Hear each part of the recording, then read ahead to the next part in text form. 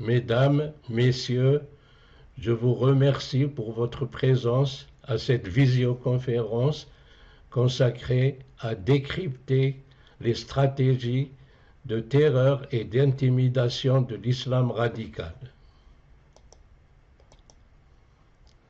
Comme vous le savez, l'islam est basé sur deux textes fondateurs, le Coran et la Sunna. Le comportement du musulman envers ce qu'il concerne comme des infidèles se base essentiellement sur ces deux livres. Le Coran est la parole révélée d'Allah, elle est incréée, éternelle, explicite, valable en tout temps et en tout lieu. La Sunna, c'est les paroles et les actes de Mahomet qui montrent la manière dont le musulman doit appliquer les prescriptions du Coran. Ici, nous allons nous limiter aux prescriptions qui concernent le comportement du musulman envers les infidèles.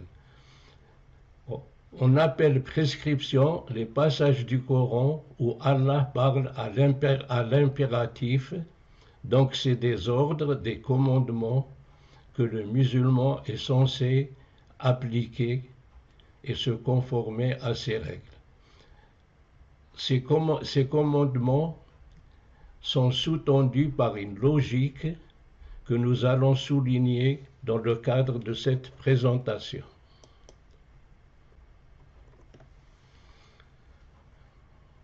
Alors, le premier point, c'est que Allah affirme lui-même dans le Coran qu'il n'aime pas les non-musulmans et qu'il est l'ennemi de tous ceux qui refusent l'islam. Donc on voit une contradiction fondamentale avec le christianisme où le Dieu, tel que l'a enseigné Jésus-Christ, aime toute l'humanité. Pour Allah, les musulmans forment la meilleure des communautés et les non-musulmans sont déshumanisés et présentés comme les pires des animaux. En conséquence, les musulmans ne doivent pas aimer les infidèles parce que Allah lui-même ne les aime pas. Ils ne peuvent pas rentrer en contradiction avec Allah. Il y a le précepte, c'est fixé dans le précepte appelé alliance et désaveu, qui constitue un élément fondamental du dogme musulman. L'islam affirme que la justice et le bonheur découlent de la stricte application des lois d'Allah qui constituent la charia. Donc l'islam ne se limite pas à la relation entre le fidèle et Dieu, mais il inclut tous les aspects de la vie. En particulier, il fixe les lois qui régissent le comportement du musulman dans la société où il vit. Ces lois sont fixées par Allah d'une manière définitive et ne peuvent pas être modifiées. Alors, vis-à-vis des non-musulmans, pour leur bonheur, les musulmans doivent soumettre ces non-musulmans, donc l'ensemble de l'humanité, à l'islam par tous les moyens, parce qu'il ne peut pas y avoir de bonheur ou de justice sans la loi d'Allah, la charia, qui par définition est la loi parfaite. Ceux qui refusent de se soumettre sont considérés comme des ennemis et le combat contre eux devient légitime.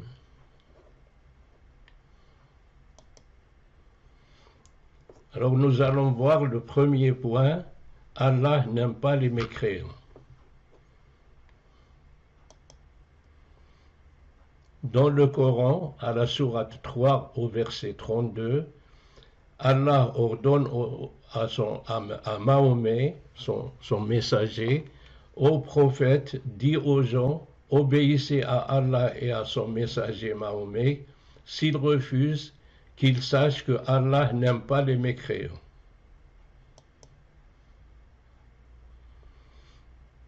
Dans le verset 98 de la sourate 2, il continue ainsi: celui qui est l'ennemi d'Allah, de ses anges, du messager Mahomet, des anges Gabriel et Michaël, qu'il sache qu'Allah est l'ennemi des mécréants. Donc on voit bien, à travers ces deux versets et d'autres que je ne cite pas ici, qu'Allah non seulement n'aime pas les mécréants, mais il se définit lui-même comme l'ennemi de ces mécréants. Ensuite, Allah déshumanise les mécréants qui ne se soumettent pas à l'islam.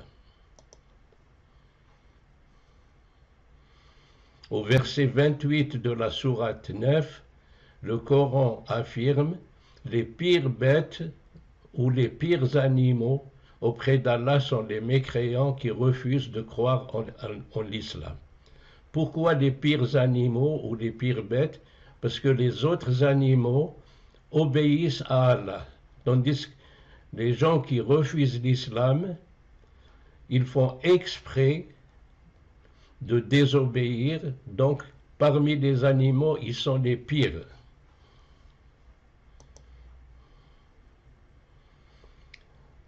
Dans la sourate 98 au verset 6, on peut lire: les infidèles parmi les chrétiens et les juifs qui refusent de se convertir à l'islam, ainsi que les polythéistes, iront au feu de l'enfer pour y demeurer éternellement. De toute la création, ce sont eux les pires créatures. Dans la suite du verset que je n'ai pas présenté ici, il dit que les musulmans sont les meilleurs des créatures. Donc dans ce passage de la sourate 98, Allah divise l'humanité en deux parties. Les meilleures créatures que sont les musulmans et les autres sont considérés comme les pires créatures.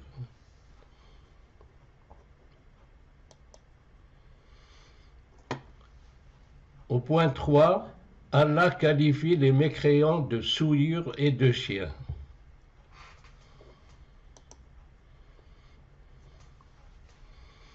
Dans la sourate 8, au verset 57, il s'exprime ainsi: ô vous musulmans qui croyez, sachez que les mécréants qui associent d'autres divinités au seul Allah ne sont que souillures. Et le fait d'associer d'autres divinités au seul Allah ne se limite pas aux polythéistes, mais concerne aussi les chrétiens qui associent le Fils, qui associent à Dieu le Fils et le Saint-Esprit. Donc ce verset est toujours valable. Il explique pourquoi à Jérusalem, l'esplanade des mosquées, où il y a le dôme du rocher et la mosquée Al-Aqsa, est interdit aux non-musulmans. De la même manière, en Arabie Saoudite, le Hijaz, où se trouvent les villes de Médine et de la Mecque, qui sont des villes saintes dans l'islam, est interdit aux non-musulmans.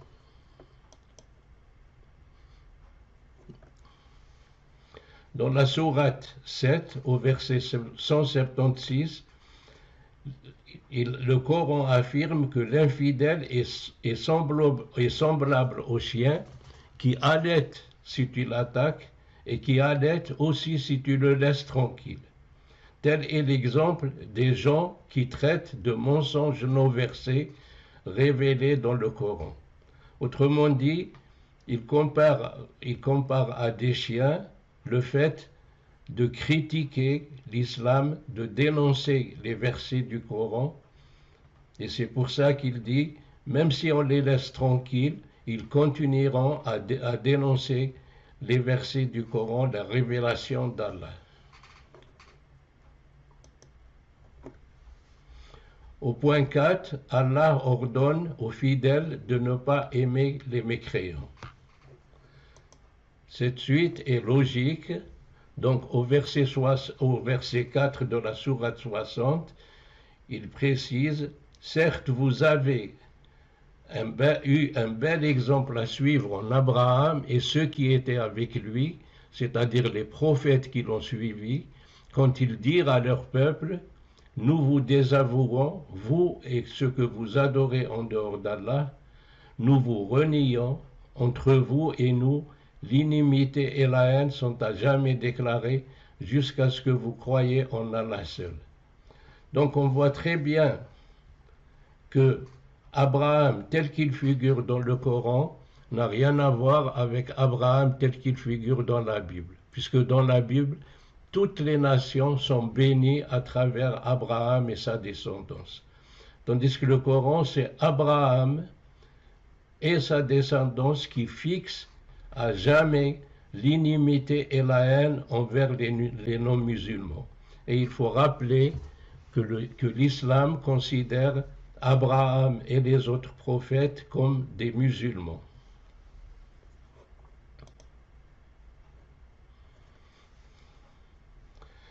Alors, dans la sourate 5 au verset 51, le Coran continue ainsi: Ô croyants musulmans, ne prenez pas pour amis sincères ou amis proches ou confidents les juifs et les chrétiens. Ils sont amis les uns des autres, et celui d'entre vous qui les prend pour amis devient un des leurs.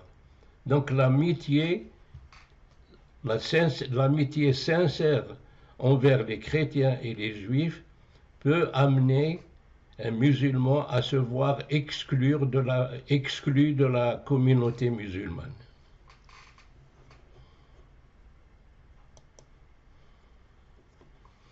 Au point 5, les musulmans ne doivent pas prendre comme amis les mécréants, sauf s'ils sont obligés dans un état de faiblesse dans les pays où l'islam n'est pas majoritaire.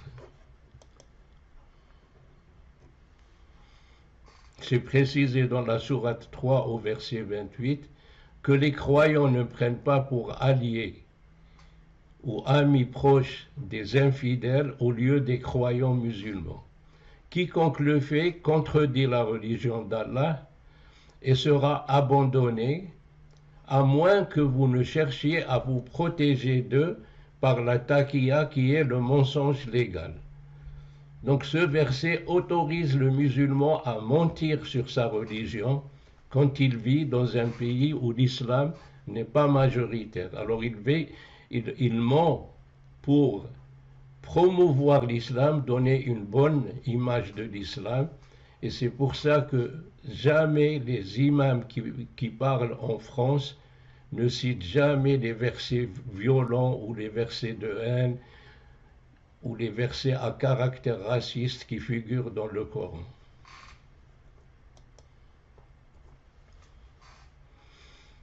Au verset 1 de la sourate 60, on peut lire: Ô vous musulmans qui avez cru, ne prenez pas pour proches amis mes ennemis et les vôtres, leur offrant l'amitié alors qu'ils ont nié ce qui vous est parvenu de la vérité, c'est-à-dire qu'ils ne croient pas au Coran. Donc, ce refus d'avoir de l'amitié envers ceux qui ont une autre religion est dû au simple fait qu'ils ne croient pas au Coran. Ce n'est pas dû à une agression que les musulmans subissent ou à des discriminations. Le simple fait que ces non-musulmans ne croient pas au Coran est déjà un crime dans l'islam.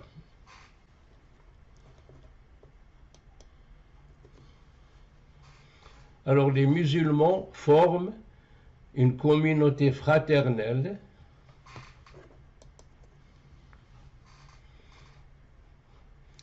dans la sourate 1, les versets 6-7. Alors la sourate 1, c'est la Fatiha, c'est la sourate qui est récitée 17 fois par jour dans le cadre des 5 prières quotidiennes de l'islam. Et chacune de ces récitations se termine par cette prière adressée à Allah: guide-nous dans le droit chemin, le chemin de ceux que tu as comblés de tes faveurs, non pas celui de ceux qui ont encouru ta colère, ni des égarés. Alors ceux qui ont encouru la colère d'Allah, ce sont les Juifs, et les égarés sont des chrétiens. Donc, 17 fois par jour, dans le cadre des 5 prières quotidiennes, le musulman adresse une prière pour demander à Dieu de le préserver des juifs et des chrétiens.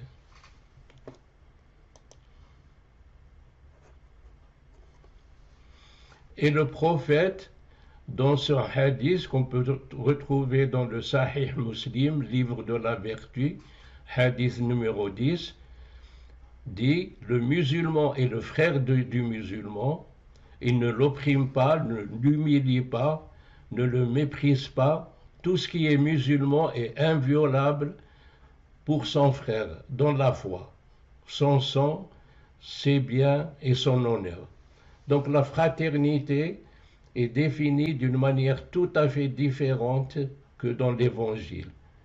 L'Évangile, Jésus enseigne à aimer le prochain et à aimer même les ennemis.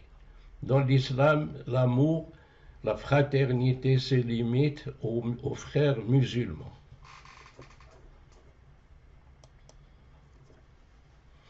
Au point 7, les musulmans forment la communauté qui guide les autres.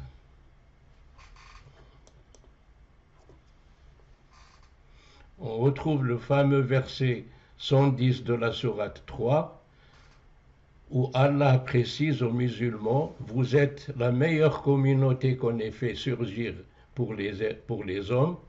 Vous ordonnez le convenable et interdisez le blâmable et croyez en Allah. » Si les gens du livre, c'est-à-dire les juifs et les chrétiens, croyaient en Allah et Mahomet, ce serait mieux pour eux. Il y en a qui ont la foi, mais la plupart d'entre eux sont des pervers.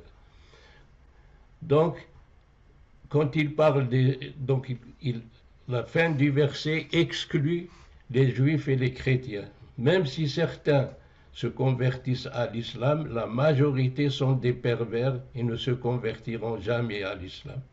Alors, les musulmans, ils doivent, à titre personnel, ordonner le convenable et interdire le blâmable.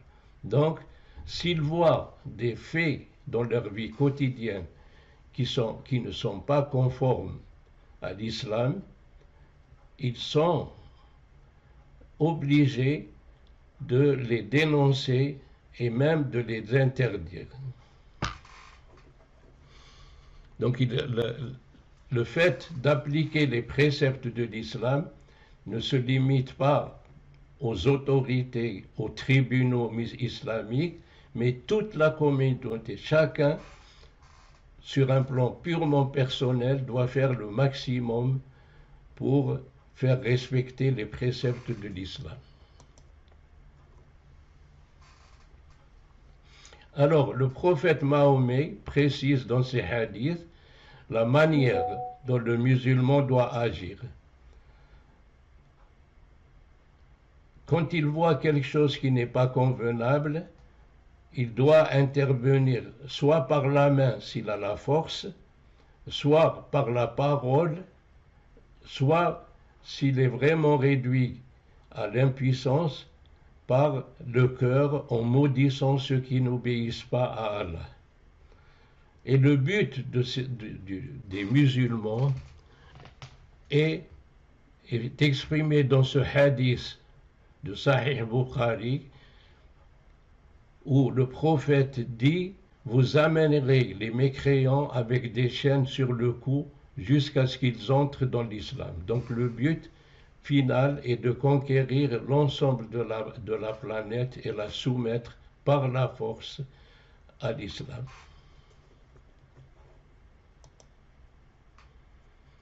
Alors, pour expliquer, pour illustrer ces prescriptions et leur logique, nous allons montrer une première vidéo qui concerne le conflit israélo-palestinien.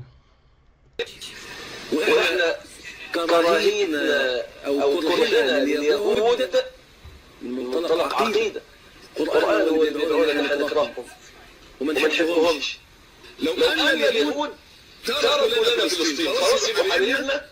لا طبعا، عمرهم ما هيبقوا حبايبنا اطلاقا. أطلقت لكل واحد منهم كفار. اثنين، أنهم أعداء، مش أعداء عشان احتلوا فلسطين، وإنما هم أعداء ولم يحتلوا شيئا. نحن نعادي اليهود حتى ولو أعادوا إلينا فلسطين لأنهم كفار.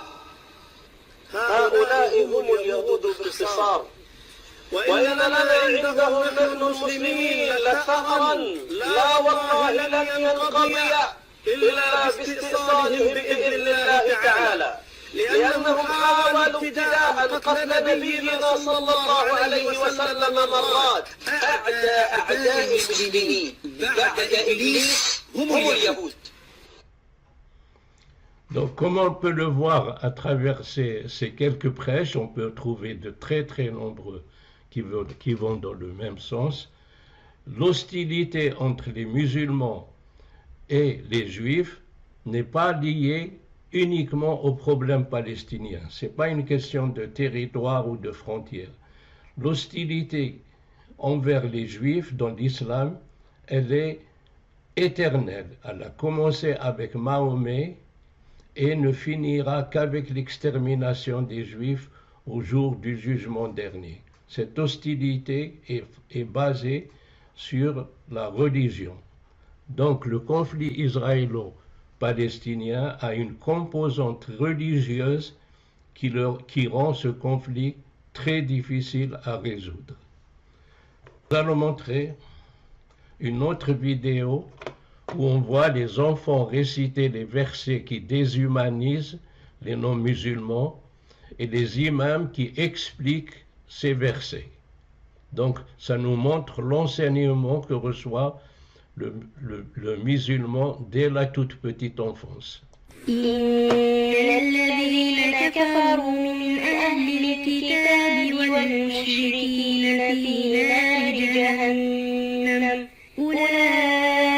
هم شر البرية. إن الذين كفروا من أهل الكتاب والمشركين في نار جهنم خالدين فيها أولئك هم شر البرية. قوله سبحانه وتعالى إن الذين كفروا من أهل الكتاب والمشركين، كمثل قوله تبارك وتعالى إن الذين كفروا من أهل الكتاب والمشركين. وقلنا هذه الآية تدل على أن أهل الكتاب كفار، لأن الناس ينقسمون إلى قسمين، إلى مسلمين وكافر فقط، لا وسط بينهم، إما أن يكون مؤمنا وإما أن يكون كافرا، فكل مؤمن غير كافر وكل كافر غير مؤمن. نعم. قال سبحانه وتعالى أولئك الذين وصفت هم شر البرية. هؤلاء شر البرية، شر الموجودات، شر المخلوقات. وقيل شر البرية في كل زمن، لأن لا يتكلم عن أشخاص معينين، وإنما يعمون الكفار سواء كانوا من أهل الكتاب أو المشركين. قال إن الذين كفروا من أهل الكتاب والمشركين، يعني يدخل في هذا جميع الكفار. وإذا قال الله تبارك وتعالى إنهم إلا كالأنعام بل هم أضل.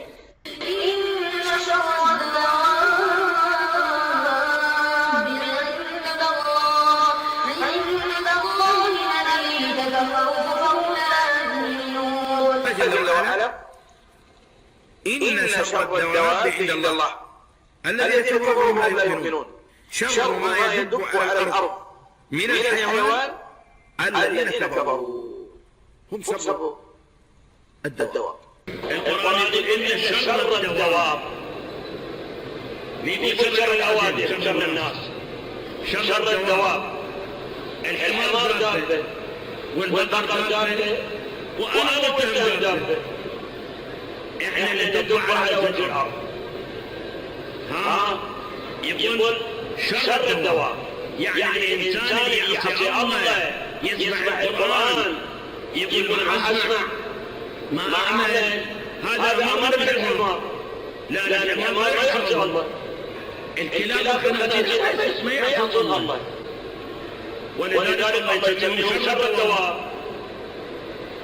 في آية القرآن يقول ولقد ذرأنا لجهنم كثيرا من الجن والإنس لهم قلوب لا يفقهون بها، ولهم أعين لا يبصرون بها، ولهم آذان لا يشعرون بها. أولئك كالأنعام بل هم أضل. ليش بل هم أضل؟ لأن الأنعام ما تخش النار. الأنعام تطيع الله، ولذلك الإنسان العاصي لله أمر بالحمار. أولئك كالأنعام بل هم أضل. وبين لنا القرآن الكريم حالهم في حياتهم وفي اتباعهم للكفر والفسوق والعصيان. إن شر الدواب عند الله الذين كفروا فهم لا يؤمنون. إن شر الدواب يعني إن أخبث الدواب، والدواب جمعية يا أخوانا دابة، بمعنى إن شر الدواب يعني إن أخبث الدواب عند الله يعني في حكمه وفي قضائه. Comme on le voit, même le président d'Al-Azhar confirme cette interprétation et cette explication des versets du Coran qui déshumanisent les mécréants, les infidèles, tous ceux qui ne croient pas dans l'islam. Donc non seulement ils sont appris, mais leur explication est conforme à leur sens littéral. Et le fait de déshumaniser les non-musulmans est le premier pas pour la haine et la violence contre eux. Parce que comme ils sont comparés à des bestiaux, ils ne peuvent vivre que s'ils sont utiles aux musulmans. C'est ça la base de la dhimmitude. Ça veut dire que le non-musulman doit vivre dans un état d'humiliation au service du musulman. Et que cet état peut être remis en cause par l'autorité musulmane quand il veut, dès qu'il pense que ces dhimmis veulent sortir de leurs conditions d'infériorité. Et comme les bestiaux, lorsqu'on n'a pas besoin d'eux ou lorsqu'ils essayent de s'affirmer ou de prendre une place plus élevée, alors on peut utiliser la violence, on peut aller jusqu'à les tuer. Sauf ceux qui se convertissent à l'islam. Ça a été la politique de l'islam depuis Mahomet jusqu'à aujourd'hui, même si aujourd'hui elle n'est pas dite d'une manière claire. En tous les cas, jusqu'à l'Empire ottoman, pendant les 14 siècles de l'islam, la dhimmitude était la règle qui régissait la vie des non-musulmans sous les autorités musulmanes. Voilà, je vous remercie et on verra d'autres sujets liés à l'islam et aux prescriptions musulmanes.